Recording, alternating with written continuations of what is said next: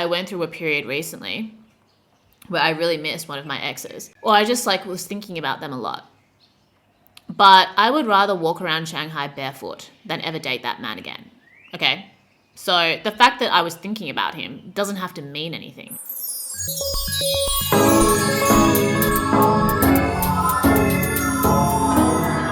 Hi, welcome back to Friend Crush. I'm your host, Amber Killer. This is my podcast where I talk about stuff and things, cute, chaotic, and critical thinking. Here we celebrate being hot and having fun. The flop that comes before the slay, that is preceded by another flop, and then by another slay. The cycle of flopping and slaying. And you can follow me on Instagram at Amber Killer, TikTok, SoundCloud, Spotify. The Instagram for the podcast is at friend.crush. Subscribe to the YouTube channel, leave a comment, leave your thoughts and feelings. I so appreciate it when people let me know that they listen to the podcast. They take the time to let me know that they appreciate the time that I put into the podcast. It means so much to me, so thank you. Today's topic is no contact. How to win at no contact, or how to survive no contact, how to do no contact. I'm just going to be talking about no contact like generally. I cannot give you like advice on what to do if you're in like an abusive situation. I don't want to put you at risk. I don't know how to like deal with anything that's beyond just like the regular scope of like breaking up and no contact. I don't want to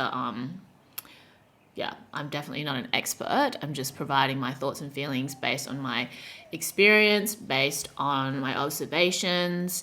So I can't like advise you on the legal criminal aspects that might come with like a situation that you're in. Even though I have a law degree, okay? I'm not qualified. So disclaimer. Let me have a sip of this Coke. I just ordered myself a little treat, and I like started recording the intro for this episode, but then my little McDonald's spicy wings and crispy chips arrived, and I started eating, and I just couldn't stop. I really needed it to like do this. So, you know, I never order like McDonald's when I'm overseas really, or like when I'm in Australia, but it's just so convenient and it's so good in China. It's wild, like not something that you would expect, but very true. Okay, let me pull up the question about no contact. I hope everyone is doing well. You know, I just want to say like one thing that I find really unattractive and that kind of gives me the ick in any like beginning of a relationship connection context is when people that you don't know hit you up like the day of, consistently hit you up day of to see if you're free to hang out or to like do something or like go on a date. And if I tell them, like, I'm sorry, you need to plan in advance, like, I'm like rarely available day of, you know? And there's no reason why I should make myself available to you. I don't know you, you're a stranger. Different people want different things. Me personally, day of spontaneous plans, I can manage with like my friends that I know well and that I want to see. Spontaneous day of plans with someone that I don't know, where I might like have my time wasted when I could just be at home doing nothing, I'm not into that, you know? I think as much as people say like your feelings are valid, something else we should consider is like your plans are valid. So even though my plans might be I'm going to lie on the couch, rewatch the first episode of Succession season 4 because it didn't come out all at once. So I have to like keep myself entertained until the next episode. And I was also half asleep when I watched the first episode. Like, that is my plan for tonight. That is a plan, okay? That might not seem like a plan to many people, but that is my plan. And I am not going to go out with some random dude who's asked me out the day of instead of doing my original plan because I was excited for that original plan and I'm going to see it through. And I know that if I went out and had a bad time when I know that I could be sitting pretty at home watching Succession season 4, episode 1, I could never forgive myself And would Kendall forgive me? I don't know. No contact. So I got a question from a listener. Okay. Hi, Amber. I've been listening to your podcast since the beginning of the year because I'm going through a breakup. Lol. Not lol, okay? Life will fuck with you. And your videos have been super helpful in trying to pick myself up. I've listened to both the breadcrumbing and training for a breakup episodes. And I'm sorry if it's repetitive, but I was wanting to hear your take on the convo of breadcrumbing / no contact / gaslighting. I've tried to be in no contact with my ex since we broke up in January 2023 and haven't been the one to initiate contact as he's drunk texted me once every 2 to 3 weeks since, which has resulted in us seeing each other each time and always leaves me in tears and feeling empty, lol. I'm so sorry, girl, that you have to lol, the pain that you're experiencing right now. The last time was this past weekend, and he got angry because one of his mates saw him come pick me up and said it was embarrassing that we're still seeing each other when we broke up 2 months ago. He texted me first. He texted me because he was drunk and missed me, which I know is a lame excuse, but I'm not sure what to feel because I'm super attached and thought you could slap me further into my senses. Oh, you bet I will, honey. I've been a further clown and tried to initiate convo because during the times we broke no contact, we would hang out and it would be like old times, minus the major affection. But in me trying to be friendly now, he's just given me dead-end responses, which I know are a signal to stop speaking to him. Now I'm trying to go back into no contact for the 4th time, lol. But I left some of my skincare at his place and I don't want to initiate conversation again. But now I'm unsure how to go about getting my stuff back without falling into a trap and looking like a clown again. Sorry, I just ranted to you. Haha, hope this is okay. Alrighty, Rooney. Let's get into it. So, drunk texting, first of all. Lame. Okay, I'm sorry. I know a lot of people do drunk text. Why are you drunk texting? Just have fun. I don't even drink and I don't text anybody when I'm at a party because I'm busy at the party. Unless I'm getting someone to come to the party. Thank you for listening to the podcast and letting me know that you listen to it. I really appreciate it. So, no contact is very important, I think, in any type of breakup. Whether you agree on no contact or not, or no contact is a boundary that you set with yourself, I think that you need to process your feelings and your experience yourself. You cannot heal in the place that you have been hurt or traumatized. You need to process before you even consider re-entering, because otherwise, you're just like spiraling around. You're not actually growing, okay? You're just like going in circles. You're like planting a seed and then pulling it out before it even gets a chance to sprout. You need to plant the seed, water it, let it sprout, and then decide what your next move is. When you are consistently in contact with someone that you were heartbroken over, that you were traumatized by, you're setting yourself back in being able to heal and move into a new version of yourself so that you can have a new perspective on that person and that situation. Because regardless of whether you are aware of it or whether you embrace it or not, things are changing all the time. You cannot go back to what something once was, no matter how much you want to, because as time passes, as your cells, on a scientific, biological level and a philosophical level, like things are changing all the time. The skin cells in your body regenerate, you age, other people age, new information is discovered, lies are uncovered, That's just the way that things are. And it's important that you take time with yourself to see and observe how that has happened or how it is happening and how you can direct it moving forward, how you want things to happen. And then balance this with, the unknown, the things that you can't control. You can't control the fact that your ex is going to hit you up when he's drunk, but you can control whether or not you reply. Why are you replying?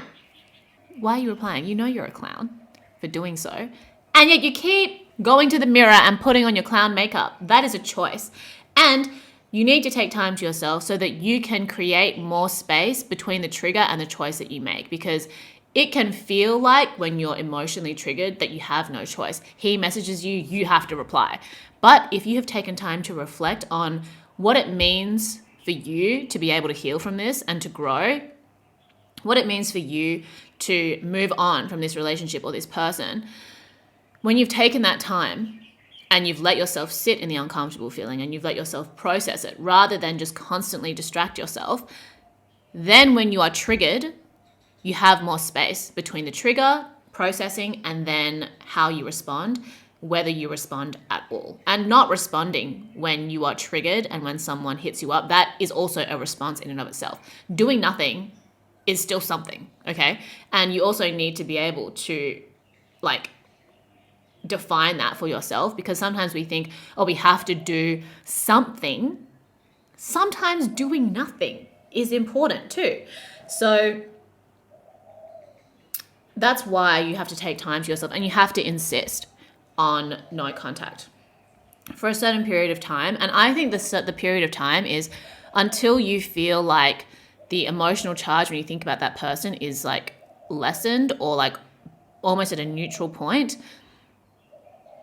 because then you will be able to see whether it's even worth speaking to them again. Like when you're at a point where it wouldn't really matter whether you spoke to them or not, or it wouldn't affect you that much. Like it's difficult to get to a completely apathetic state for most people. So when it wouldn't affect you that much, that's when you're in the best position to decide whether you want to initiate contact again. And that's also most likely when you won't want to, when you realize that it's not worth it, where it's like, you know what, if we saw each other, if it happened, okay, but I'm not going to go out of my way for that because I'm a different person.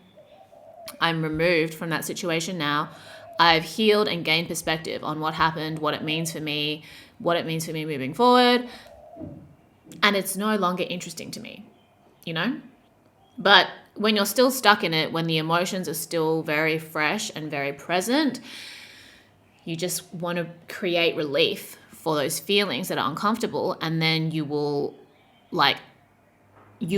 succumb to the urge to reply to that person and do something and think that that is going to relieve the pain, but that's not what's going to happen, okay? Temporary relief maybe, but you're still left with more and more emotional baggage that you have to process because you tried to avoid the pain by returning to the place where you were hurt, and now you have an even greater wound and you have even more healing time and more healing resources that are required. So no contact is so important if you are moving on from heartbreak.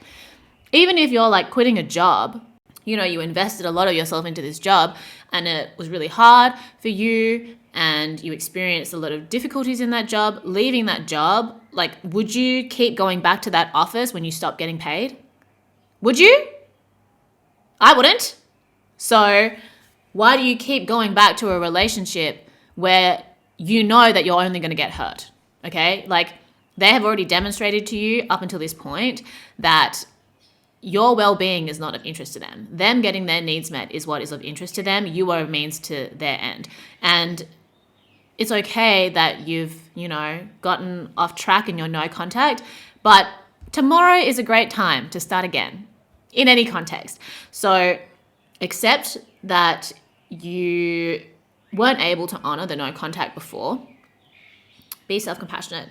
And then recognize that moving forward, you are going to be determined to not let it affect you. I think the best thing to do is have practices in place for what you do when you are triggered or when they do hit you up so that you don't break no contact. And you need to prepare for this in advance, okay? Train for a breakup. That's why it's called training for a breakup. So like if and then. So if he messages me, I am going to set a timer for 10 minutes and write a thought dump in a journal about how I'm feeling and what I wish I could say to him. And then I'm going to decide if it's worth replying. If he messages me, I'm going to delete the message right away. Or I'm going to prevent that from even happening and I'm just going to block him, because there's no shame in removing yourself from a person or a situation that harms you, okay? You would not hang out with a loaded gun and risk your life. You could just not hang out with a loaded gun, You could not load the gun and then you're not at risk of it being set off at any point. You can block that person so that they don't have access to you, because people who only use you as a means to their end without showing any appreciation or respect, they don't deserve access to you, point blank, period, okay? And you need to develop your own internal ick for the disrespect and for the ways in which people don't appreciate what you are willing to give to them. And it's hard because you wish you could just give freely and people would just kumbaya and we would all join lovingly in a circle of friendship and trust. But that's not how things work, okay? I too wish that that was the case, that I could just like be who I want to be and give what I want to give to people and have that be reciprocated, but that's not how things work. And if you are not in tune with the reality of how you're being treated, you're not going to have a good time. Your needs won't get met. You will deplete yourself. And nobody else is going to give a shit because it's going to be obvious that you did it to yourself. You know, you feel like these people are doing it to you. They're going out of their way to harm you and there's nothing you can do about it, but it's because you have not increased the space between the trigger and your response. So that's the first thing. The fact that, you know, you leave in tears and you feel empty when you hang out with this person, where previously you were in a relationship, so that wasn't the case, you need to develop an ick because why do you like you know that you're going to feel shit, okay? So why do you go back? You've left in tears, felt empty. They may or may not have known that, especially if they've known that and they know that that's the effect that they have on you and you go back, then they think that you're okay with it. If you weren't okay with it, you wouldn't go back and that would become clear to them. You need to let your actions speak, okay? Because it's easy to say like, oh, you hurt my feelings so much and I can't do this. And then you go back. You going back speaks louder than you saying that it hurts your feelings, okay? Because it doesn't hurt enough for you to stop. Think about that. But you know what? Everyone's rock bottom is different.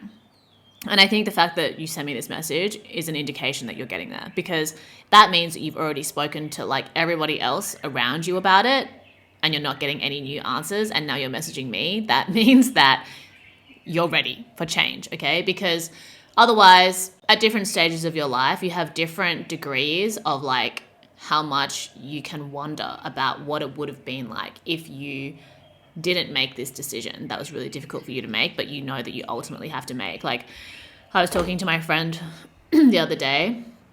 She was in his long-term relationship. She had emotionally checked out by like the 3rd or the 4th year and they stayed together for like another 2.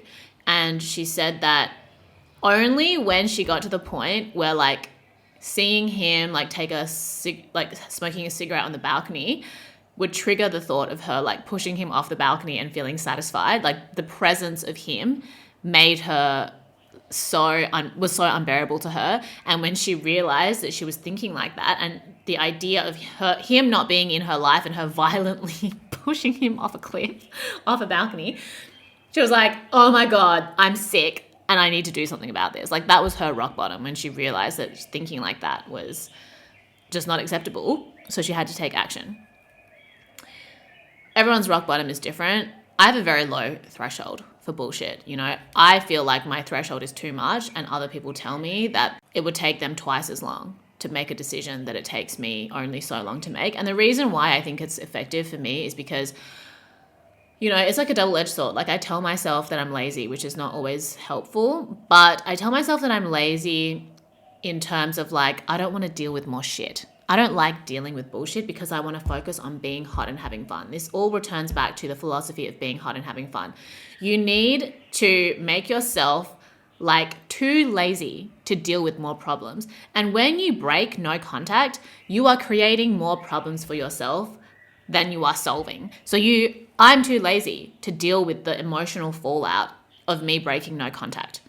So I don't break it. Like that's how I convince myself that it's worth maintaining, even though it's so uncomfortable in the moment, or when you have times where you really just want to wild the fuck out and tell somebody off in a way that is not productive at all.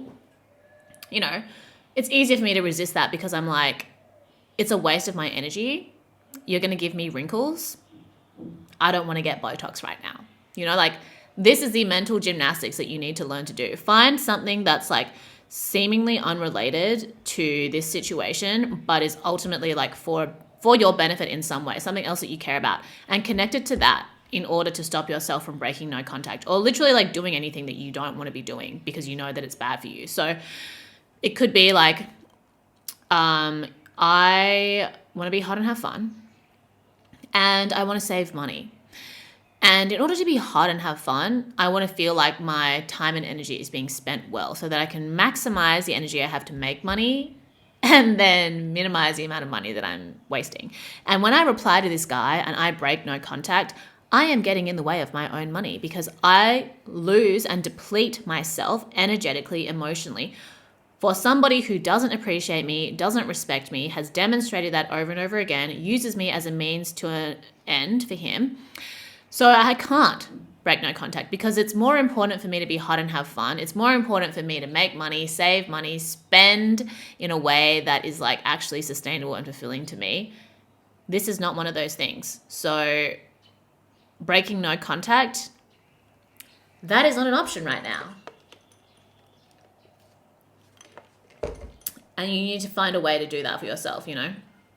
That was just my example, which is why I think, you know, having a philosophy of being hot and having fun is so important, as long as you create like all the surrounding sort of like mental gymnastics you play around with to make sure that you stay on track. Being attached is temporary.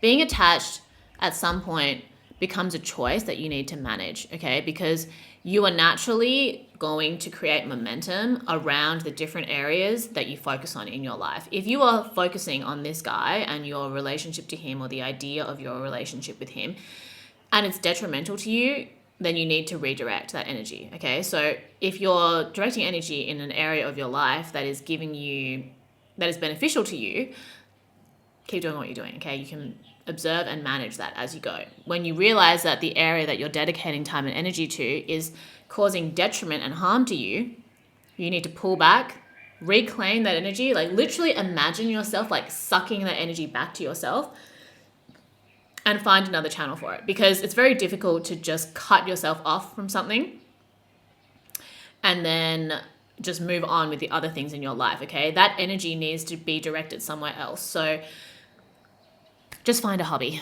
okay? Anything. You think people come up with these excuses like, oh, I don't have time, I don't have the money. A hobby could be literally anything. Okay, look, you can get a pencil and just scribble on a piece of paper. That could be your new hobby. Energy goes in there. Walking around the block for an hour, because you are wasting your time and energy dealing with somebody who doesn't respect you, dealing with somebody who is just ready to accept like your energy without giving you anything in return.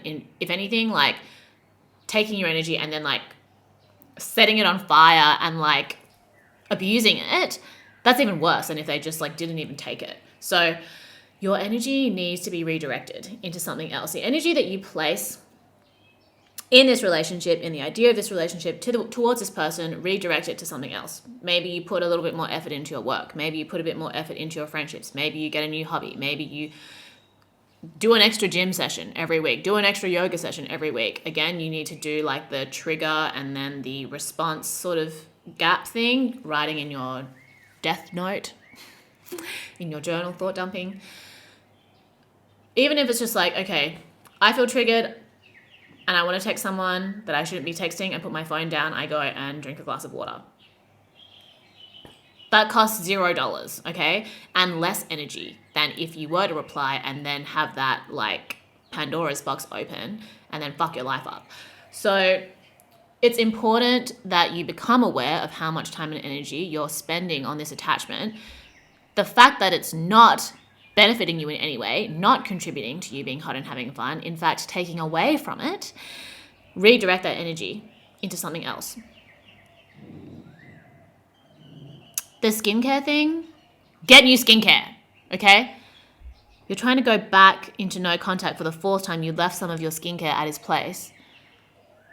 No. Leave the skincare behind, babe. You can always buy new skincare, okay? And if you don't think you can buy new skincare, it's because you need to reconcile with the fact that you spent too much of your time and energy on this dude and the way that he was mistreating you. And now you've got to take that energy, go and make some money, then buy yourself new skincare. You know, maybe you need to go some time without your skincare and realize how much this has affected your life for the worse. Now you're having fun was in jeopardy because you're crying and throwing up when you talk to this guy, when you hang out with him. And now your hotness is also in jeopardy because you can't have access to your skincare because you left it at his house. See, these are all reasons why no contact is important. This is the kind of mental assessment, spiritual, emotional assessment you need to be doing. Because when you're not doing it, you're stuck in your feelings and you're triggered, and you're either trying to repress your feelings or distract yourself from your feelings or create some temporary relief for your feelings by going and doing things that are not actually going to help you. And then you end up messaging me and I start making a podcast about it.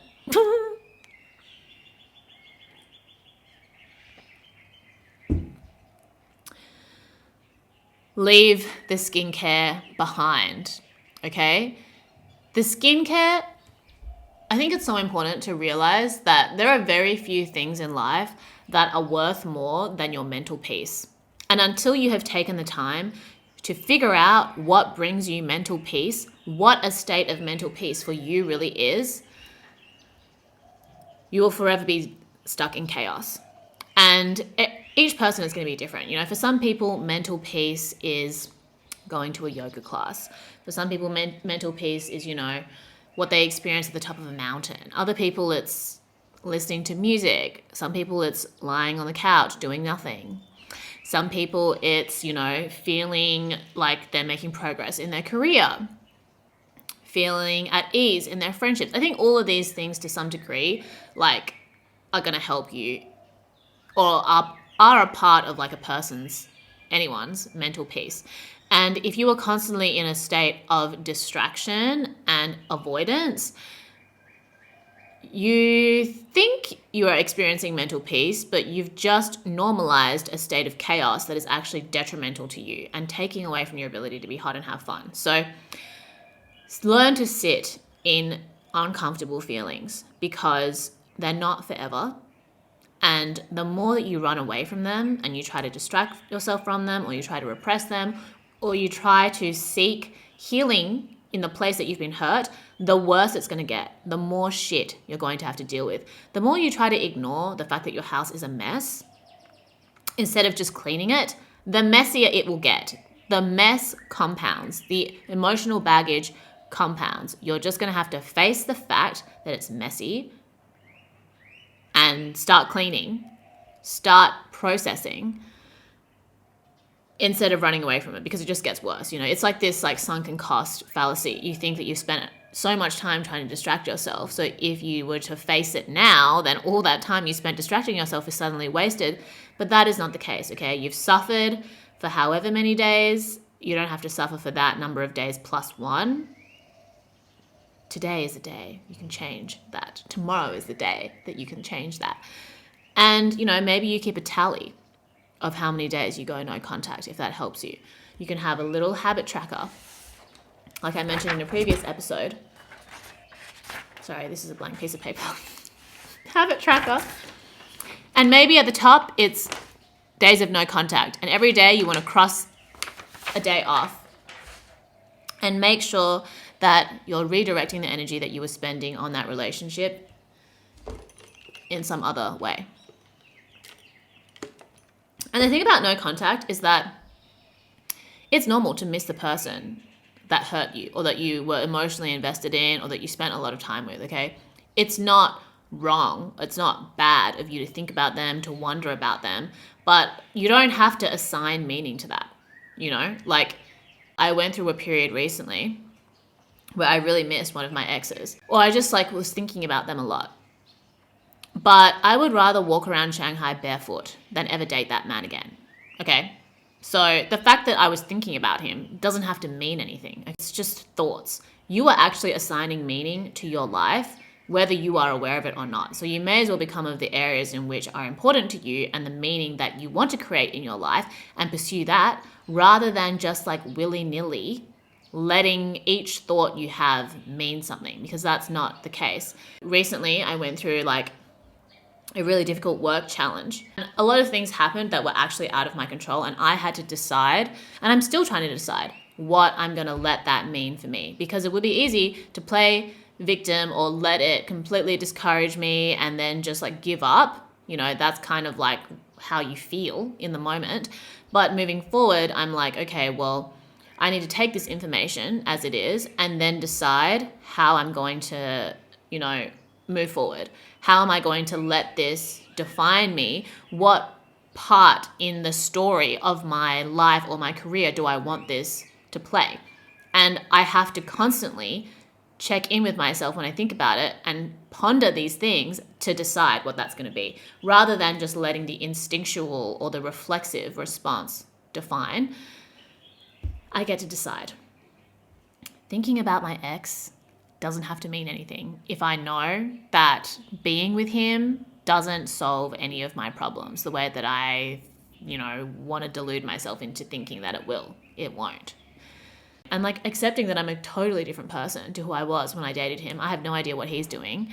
And whether or not we were to cross paths again, I'm not going to try to facilitate right now because I don't think it's going to bring me any joy, Because the way that things unfolded and the way that I was treated required no contact. Okay, that's huge. Most of the time, your relationships with people can just kind of ebb and flow, and you're close with them for a bit and a little bit of distance occurs, and it doesn't have to be so like extreme. Like no contact is an extreme. It's important that you embrace it for what it is and you don't take it lightly because, disagreements here and there are normal in a relationship, but they don't lead you to a place of I can never speak to you again, or I need to not speak to you for an extended period of time in order for me to process what's happened because it has been so egregious, the effect on you or the effect on me.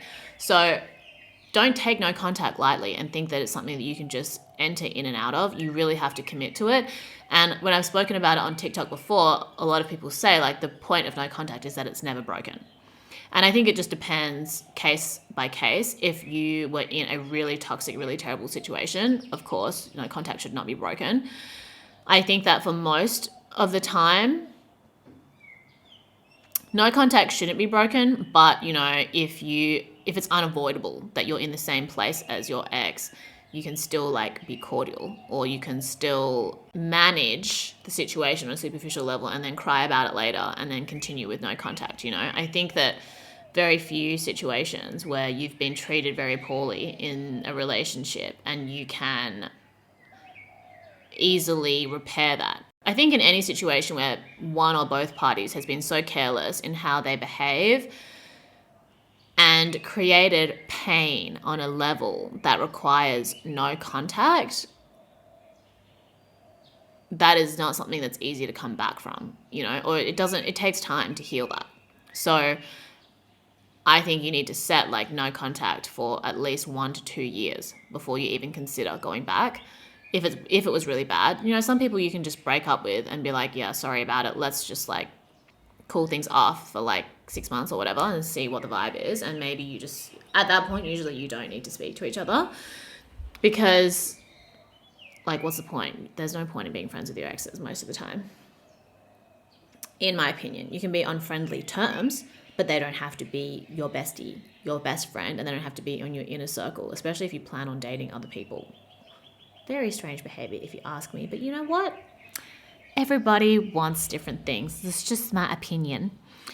But yeah, let's let the skincare go. Very few things in your life are more valuable than your peace of mind, okay? There's going to be stress, there's going to be challenges, nothing in life comes easy, but if it is literally infringing on your ability to just sit quietly with yourself, then it's not worth it, in my opinion, okay? I experience a lot of challenges in my work and different types of creative practice or whatever, but it is not so difficult that I'm suffering endlessly to no benefit,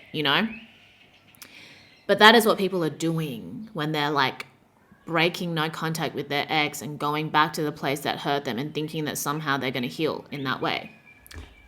You won't. You won't if there is no mutual commitment to do so, okay? You wanting it to work and them not giving a fuck, that's not mutual commitment. So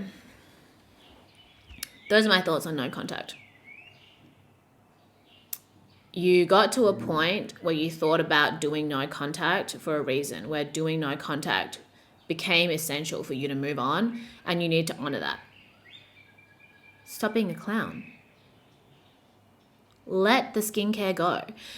Because even if your skincare was really expensive and you left it in a place, in a chaotic and like unsafe place, you need to accept that that was your mistake, okay? You should not leave valuable things with people who have demonstrated to you that they don't treat you with respect. They don't treat you with respect. Why the F do you think they're going to treat your skincare with respect? Why would you leave something that's valuable to you in their space? You need to learn from this rather than deny and think that you can like fix it by undoing the clownery. I've been in situations where I needed no contact to happen sooner. And because of like ancillary collateral, I've had to maintain contact.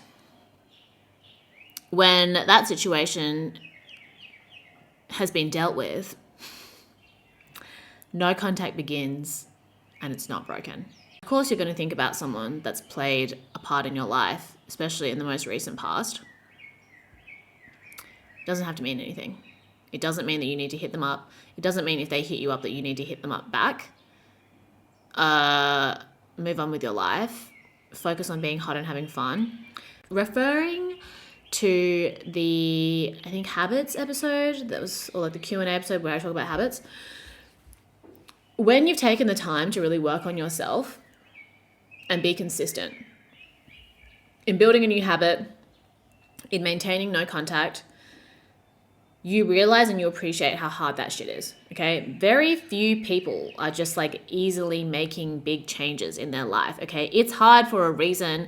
That's why you appreciate the stages of your growth. That's why people admire other people who have committed to themselves in that way, because on a subconscious level, you recognize that that shit's hard. Everybody recognizes that that shit's hard. Only the people that haven't tried can talk shit so easily and pass judgment so easily, you know? So when you've actually done it, you appreciate the effort that you've made and you are not willing to risk that effort going to waste, because you can see and you can reflect on how much you've changed as a person, and then you want new experiences. You don't want what you once had because it's not applicable to who you are now. You know what I mean? You won't know what I mean until you try. So be consistent. Be self-compassionate. Whatever it is that you discover that you need to do to not break no contact, to do something consistently that is like to your own benefit and in service of your best self, don't allow other people to judge you or shame you for it, or don't allow yourself to judge yourself or shame yourself for it.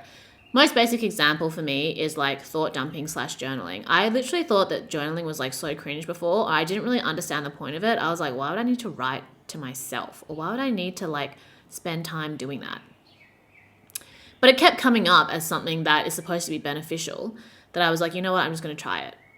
And then the changes that I experienced, the positive benefits that I experienced from doing it, I was like, okay, this is just what I need to do to maintain a sense of mental clarity. For whatever reason, this is the thing that helps me. And it helps me in a way that is beneficial to me, my long-term goals, to my other relationships. So anybody that judges me for doing that, they can literally get fucked. Okay? Sorry. I don't judge other people for what they need to do to feel safe and to feel sane. I can encourage them to like maybe consider healthier options, but I recognize that it's just up to them to figure it out for themselves, okay? And I took the time to figure it out for myself. I appreciate how much effort and time and mental barrier you need to push through to allow to do those things in a way that's consistent enough to have a positive payoff and to create and to close that gap between like where you're at and where you want to be in whatever part of your life that is. Then you're less likely to just like fall off the wagon again. The trigger loses its energetic charge because your energy has been directed elsewhere. And that just takes time. It takes time. You have to be consistent. You have to be patient. There are times where it's going to be harder. There's going to be days where it's harder than others. That's okay. Keep going. It doesn't have to mean anything, okay? And I'm not even like, yeah, there are other things I could say to like try to cushion the blow for you, But you asked for a slap in the face, and that's what I'm giving you, okay? So don't let people who have demonstrated to you over and over again that they don't give a shit about you as a person or you having your needs met. They only care about what they can extract from you, what association with you brings them, what the emotional support that you give them is, or your time and your energy.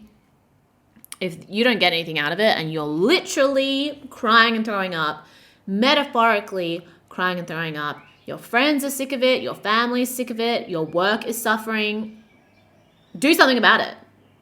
Or don't. But you'll be the one to pay the price at the end of the day. And you're going to need to accept that. And if you don't want to pay that price because you're too lazy to deal with those kinds of problems, as I am, and I consistently tell myself that I am, then don't break no contact, okay? You can do it. Don't give up. Very few men are worth it, And even in a non-gender specific way, very few, if in fact, no abusive relationship is worth it. Okay, your mental peace is priceless for a reason. That is why there is nothing that you can buy that will undo the trauma you've experienced in life. You have to actually process it yourself. You have to mentally face it yourself. You can't buy your way out of it. There is money that will help you facilitate it, money that might make it more comfortable, but it won't go away. Okay? So remember that. Don't give up. Thank you for tuning in. Let me know your thoughts and feelings. Leave a comment on the video. Like and subscribe. Follow me on Instagram. Follow me on TikTok, SoundCloud, Spotify, the podcast Instagram @friend.crush. I appreciate all your thoughts and feelings and feedback so much. Drink lots of water. Tell your friends and family that you love them.